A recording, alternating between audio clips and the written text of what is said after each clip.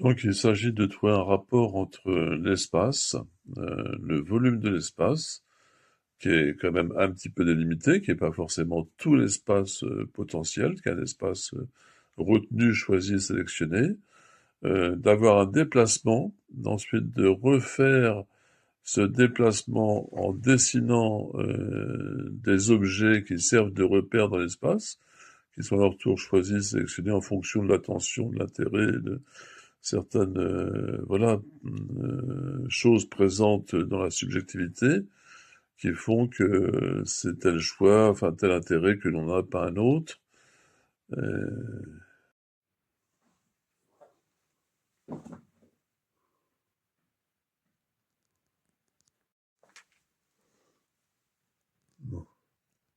Et je viens faire remplacer une image par la réalité, ou remplacer la réalité par l'image, remplacer le message dessiné par le message de la parole, ou continuer. C'est un remplacement continu, enfin un remplacement continuité. Il y a une espèce de relation, relation entre ces deux notions, donc. Cette représentation très simplifiée de volumes qui se suivent, qui peuvent correspondre, si on est à l'intérieur, si on imagine un déplacement à l'intérieur de ces volumes, un découpage d'un certain volume dans un déplacement d'un espace où le volume est beaucoup plus grand. C'est-à-dire ce sont des choix faits dans l'espace pour voilà, se trouver des repères. Donc ces dessins des espaces emboîtés qui représentent qui symbolisent, hein, qui représentent aussi un déplacement, sont une étape avant le déplacement réel.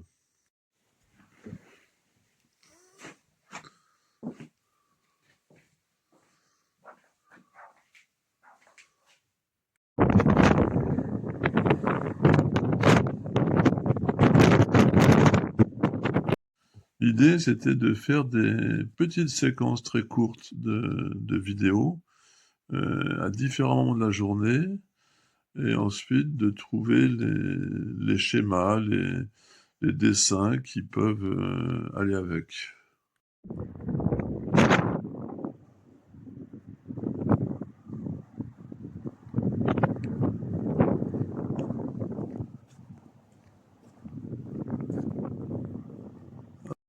Voilà à quoi peut correspondre le déplacement réel, si je tiens compte du dessin des volumes que j'ai fait avant. Je peux ensuite replacer des moments figuratifs, des moments de représentation de ce que j'ai croisé dans l'espace, des objets que j'ai croisés dans l'espace. Là, j'ai une thématique de travail qui associe la représentation et le déplacement. C'est-à-dire, je dessine d'abord mon déplacement dans des volumes qui suivent, qui ne sont pas rectilignes, c'est pas un seul couloir, ce sont dès qu'il y a un changement de direction, je fais un autre volume, autrement dit. Si je vais tout droit, j'ai un volume rectangulaire. Voilà, alors je ne sais pas le nom de ce volume, enfin il y a le cylindre qui est un volume arrondi, pour le carré, je ne sais pas comment on dit.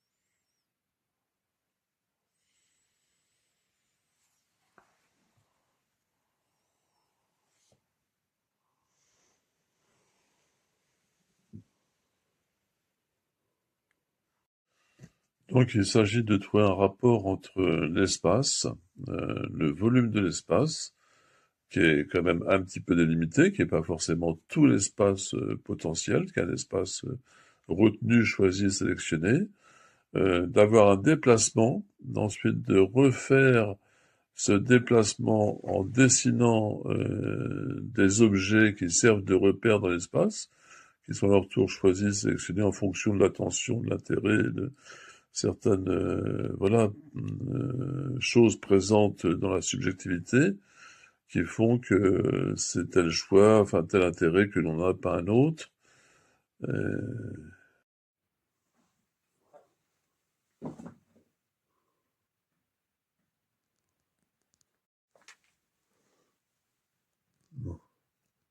Et je viens remplacer une image par la réalité, ou remplacer la réalité par l'image, remplacer le message dessiné par le message de la parole, ou continuer. C'est un remplacement continu, enfin un remplacement continuité. Il y a une espèce de relation, relation entre ces deux notions, donc.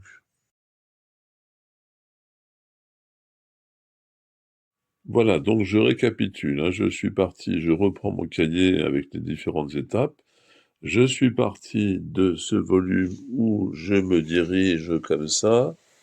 Je fais ensuite un déplacement comme ça, et ensuite un déplacement comme ça, et je vais me lever avec ma caméra tout à l'heure, ou comme j'ai déjà fait dans la vidéo, pour montrer effectivement le déplacement, le choix de l'espace en fonction du déplacement et géométrisé par le concept géométrique de cube, de carré et de rectangle, enfin voilà. Ici, on a le dessin de volume qui sert au déplacement. Là, on a la vue au premier plan avant que je me lève pour filmer dans l'espace suivant le déplacement. Là, c'est quand je suis dans l'espace, j'ai un dessin, donc c'est pas facile, ça doit être très schématique et c'est vraiment pour avoir un repère figuratif, montrer le choix de perception. Et là, c'est tout le récapitulatif, donc avec cette histoire de volume. Ensuite, là, je prendrai des boîtes en carton que j'ouvrirai par le dessus et je mettrai un petit personnage et je mettrai des éléments figuratifs sur le côté, ce que je rencontre dans mon parcours. Là, voilà, c'est la caméra. Là, c'est le portrait parlant. Ici, là, c'est donc le déplacement, le volume. Là, c'est le dessin. Là, c'est le personnage qui se déplace et qui filme. Là, c'est le portrait parlant. Et là, c'est le retour au dessin entre le volume. La nouveauté de cette démarche, effectivement, c'est l'espace et le volume, et la continuité et la représentation. C'est-à-dire, je ne peux pas avoir la représentation du volume, le déplacement dans l'espace, et le dessin sont trois choses, trois étapes distinctes de traitement de l'information, voilà, qui sont différents. Un, c'est l'enregistrement mécanique du réel. L'autre, c'est une représentation imaginaire de ce que peut être un déplacement.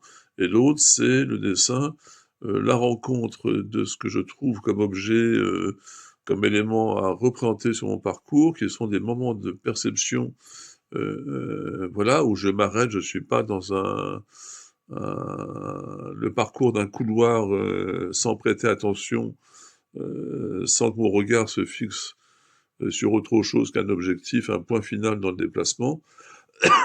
Ce sont des temps d'arrêt.